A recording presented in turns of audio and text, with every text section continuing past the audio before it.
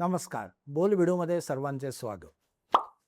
पश्चिम बंगाल विधानसभेची निवडणूक जेवढी निवडणुकीच्या काळात गाजली, तेवढीच निवडणुकीनंतर आता गेल्या महिन्याभरात गाजत आहे. तृणमूल काँग्रेसचा तिथे मोठा पराभव झाला. भारतीय जनता पक्षाचा मोठा विजय झाला.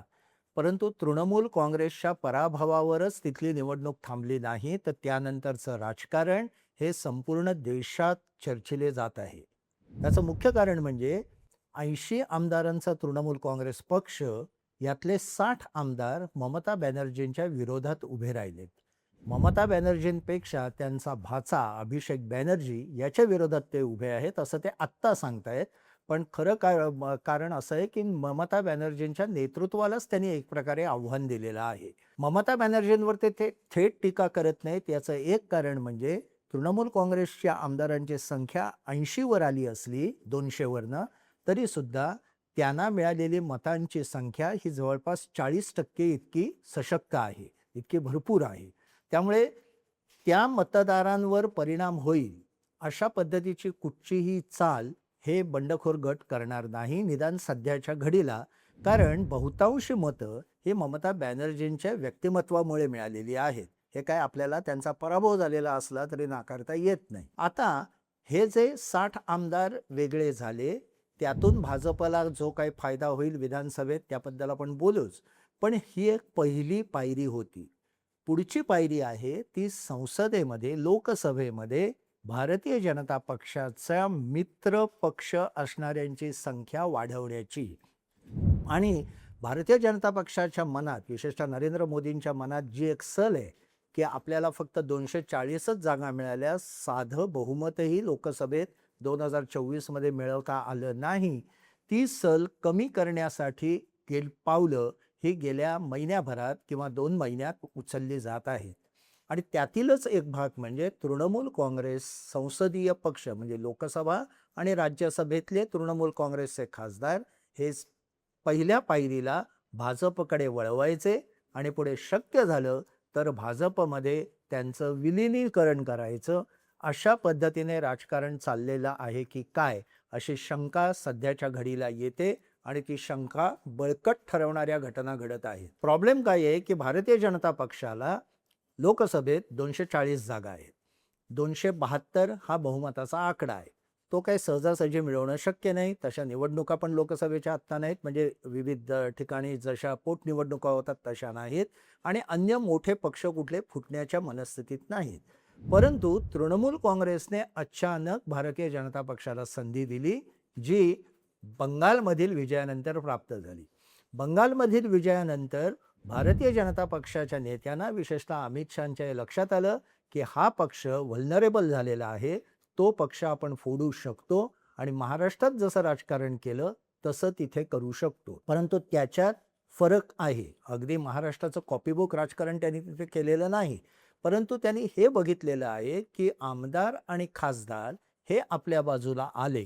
समजा आत्ता जसं म्हटलं जात आहे तसं तृणमूल काँग्रेसचे 20 खासदार जर का तृणमूल काँग्रेसमधनं वेगळा गट स्थापून आत्ता बसायला लागले, ज्याप्रमाणे आपच्या खासदारांनी, राज्यसभेतल्या आपच्या खासदारांनी उपराष्ट्रपतींना निवेदन देऊन आपला वेगळा गट राज्यसभेत स्थापन केलाय, त्याच पद्धतीने सध्याच्या घडीला तृणमूल काँग्रेसचे 20 खासदार जर का वेगळे बसायला लागले तर भारतीय जनता पक्ष बहुमताच्या जवळ जातो.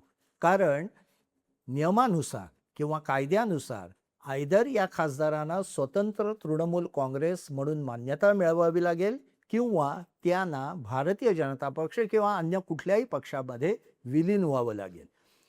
हा घोळ विलीन व्हायचं का स्वतंत्र राहायचं, हा घोळ अद्याप कायद्यात काय म्हणून ज्याला ग्रे एरिया म्हणतात तसा आहे.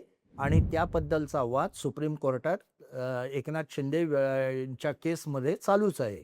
परंतु आत्ताच्या घडीला जरी हा गट वेगळा बसला तरी भारतीय जनता पक्षाला त्यांच्या बाजूने मतदान करणारे 20 खासदार मिळू शकतात. त्यामध्ये भर घाला ती डीएमकेच्या खासदारांची, कारण त्यांचेही खासदार काँग्रेस इंडिया गटातनं बाहेर पडलेले आहेत.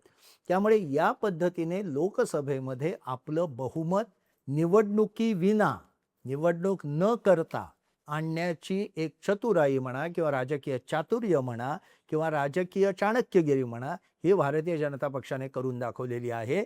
कारण निवडणुकीतल्या निकालामुळे त्यांना तशी संधी मिळाली. आता तृणमूल काँग्रेसची अशी स्थिती अवघ्या महिन्याभरात का झाली, याचा थोडा विचार करायला हवा.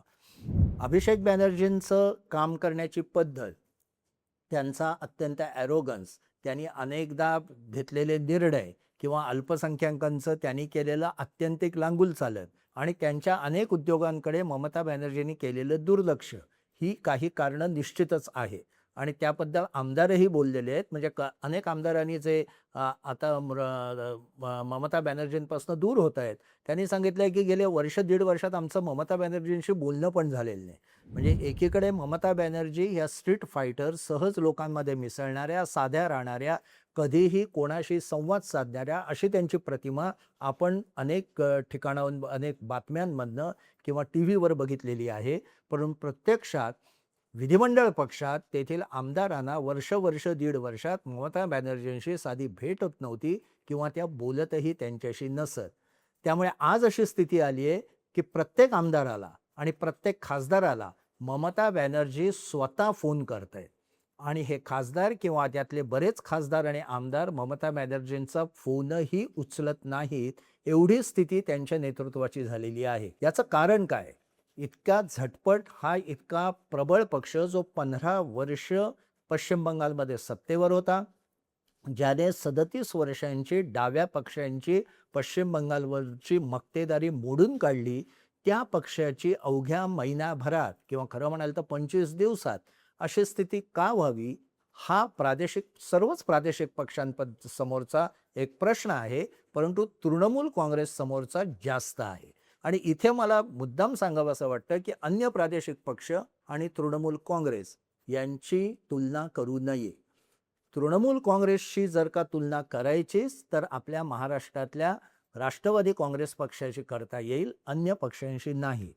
याचं कारण असं की बाकी प्रादेशिक पक्ष हे कोणत्या ना कोणत्या आयडिओलॉजीने बांधले गेलेले आहेत. त्यांच्या मागे एक वैचारिक संघटन आहे आणि ते म्हणजे आपण समजा दक्षिण भारत म्हटला तर द्रविड पक्ष म्हणजे DMK हा पक्ष का फुटला नाही? तिथेही स्टॅलिन यांचा मुलगा उदयनिधी याच्या अरेरावीबद्दल बोललं जात होतं.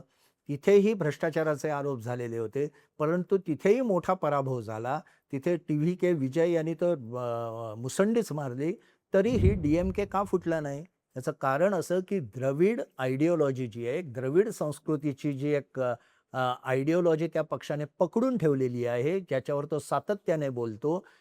तामिळ अस्मिता, तामिळ भाषा या सर्वांबद्दल त्या सर्वावर त्या पक्षाने जी पकड ठेवली आहे, त्यामुळे तिथे बंडखोरी होणं हे कठीण जात. हाच प्रकार आपल्याकडे शिवसेनेच्या बाबत आहे. शिवसेनेने मराठी बाणा, शिवसेनेवर टीका करण्यासारख्या अनेक गोष्टी असल्या तरी मराठी बाणा हा जो भाग, महाराष्ट्रातली अस्मिता हा जो भाग आहे, तो मुख्यतः शिवसेनेकडेच आहे. शिवसेनेने तो टिकवून धरलेला आहे. म्हणून पक्षात फूट झाली, परंतु जर का मतांची संख्या आपण पाहिली तर 2 शिवसेना एकत्र केल्या तर त्यांची मतांची संख्या फारशी कमी झालेली दिसत नाही. भाजपला अजून महाराष्ट्रात बरीच मजल गाठायची आहे. याचं कारण असं, इथले प्रादेशिक पक्ष विशेषतः शिवसेना हा काही आयडिओलॉजीने बांधलेला आहे. हेच आपल्याला डाव्या पक्षांबद्दल म्हणता येतं.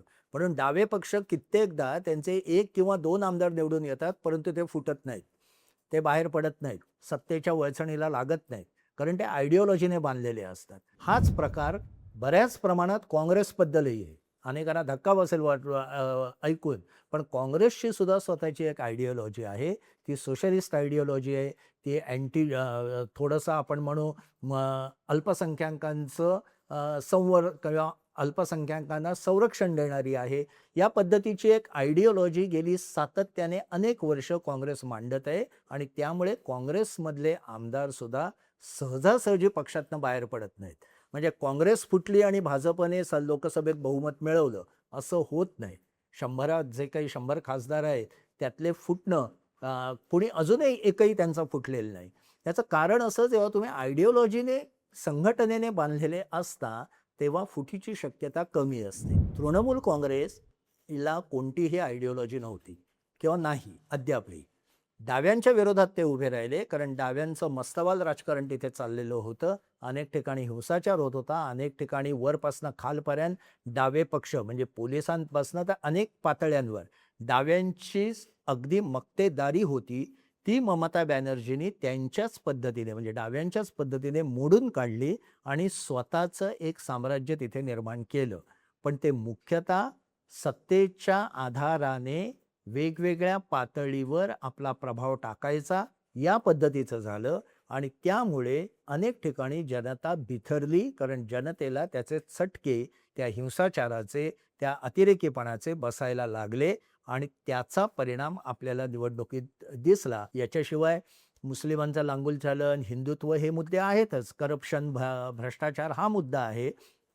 परंतु मुख्यतः ज्या पद्धतीची रचना तृणमूल काँग्रेसने बंगालमध्ये केली होती, जी त्यांनी डाव्या पक्षांकडनं आयती घेतली होती, त्या रचनेचा तो मुख्यतः पराभव होता मागच्या निवडणुकीत. आणि या रचनेमुळेच आता तृणमूल काँग्रेस ही विस्कळीत व्हायला लागलेली आहे किंवा त्यांना आयडिओलॉजीचा पाया नसल्यामुळे या अनेक आमदारांना जी भीती आहे ती वेगळ्या प्रकारची आहे. आपण असं अनेकदा म्हणतो की या आमदारांना भाजपने ईडी लावलं, CBI लावलं, त्यांचे गैरकारभार बाहेर काढणार आहेत, त्या भीतीपोटी हे आमदार जात आहेत. काही आमदारांच्या बाबत हे खरंही आहे, हे काय नाकारता येत नाही. पण मग हे गैरप्रकार करत होते, तर अशा गैरप्रकार करणाऱ्या लोकांना तृणमूल काँग्रेसने मुळात आश्रय का दिला असाही प्रश्न येतो. पण तो प्रश्न बाजूला ठेवा. मुख्यतः अनेक आमदार यांना काही ईडी CBIची भीती नाही आहे. त्यांना भीती आहे ती स्थानिक पातळीवर होणाऱ्या हिंसक विरोधाची. आणि याच्या अनेक घटना बंगालमधनं आत्ता बाहेर येत आहेत. अनेक ठिकाणी तृणमूलच्या कार्यकर्त्यांना दिवाभीताचं जीवन म्हणतात तसं जगावं लागत आहे, घाबरून राहावं लागत आहे. टीव्हीवर तुम्ही बघाल तर काही जण साड्यांच्या मागे लपलेले आहेत, काही जण अनेक खोक्यांमध्ये लपलेले आहेत आणि पोलीस त्यांना वेगळ्या पद्धतीचं संरक्षण देत आहेत की सुरक्षित घरी पोचवत आहेत. म्हणजे पोलीस त्यांना पकडत नाही आहेत, तर पोलिसांचं संरक्षण त्यांना रोजच्या जगण्यासाठी घ्यावं लागत आहे. ही स्थिती तिथे आहे. त्यामुळे आपल्या कार्यकर्त्यांना जर का सुरक्षा द्यायची असेल तर मुख्यमंत्री, अधिकारी यांच्याबरोबर जुळवून घ्यावं लागेल. या पद्धतीची मानसिकता अनेक आमदारांची आहे आणि हा एक महत्त्वाचा फॅक्टर बंगालमध्ये आहे. आणि म्हणून फार वाकड्यात न जाता सत्ताधाऱ्यांच्या त्यांच्याबरोबर जुळवून राहूया. ममता बॅनर्जींबरोबर मात्र आपण राहिलो तर आपल्याला अनेक चटके सरकारकडनं सोसावे लागतील, आपल्याला म्हणजे आपल्या कार्यकर्त्यांना. आणि त्यामुळे आपले सगळं राजकीय तिथलं जे स्ट्रक्चर आहे ते विस्कळीत होईल. या भीतीपोटी अनेक आमदार भाजपबरोबर पंगा न घेण्याच्या मनस्थितीत सध्या आहेत. हे तिथलं वास्तव आहे. आणि इथे महाराष्ट्रातलं राजकारण आणि बंगालमधलं राजकारण हे वेगळं ठरतं. तिसरा एक महत्त्वाचा मुद्दा म्हणजे बंगालबाबत आपण बोलायचं झालं तर की तृणमूल काँग्रेसला आयडिओलॉजी जशी नाही तशीच तृणमूल काँग्रेसला पक्षात म्हणजे राज्याच्या बाहेर फार मोठं वर्चस्व नाही किंवा त्यांना मित्रही मिळवता आले नाहीत. इंडिया आघाडीच्या बैठकीला दादापुता करून अनेक लोकांना बोलवावं लागलं आणि ही बैठक मुख्यतः ममता बॅनर्जींच्या आग्रहामुळे घेतली गेली आणि म्हणूनच त्या बैठकीतनं काहीच निष्पन्न झालं नाही. 2 तास सगळे एकत्र बसले आणि त्यांनी जे काही मुद्दे समोर आणले तेच गेले 2 वर्ष हे पक्ष मांडतायत. त्याच्यात नवीन काहीच नव्हतं. फक्त दर 2 महिन्यांनी आम्ही भेटू एवढा नवीन मुद्दा होता. पण मध्यंतरी वर्षभर इंडिया आघाडीची बैठक झाली नव्हती. हे लक्षात घेता खरोखरच हे 2 महिन्यांनी भेटतील का याबद्दल शंका आहे. ममता बॅनर्जींना आता अन्य पक्षांकडनं आधार हवा आहे.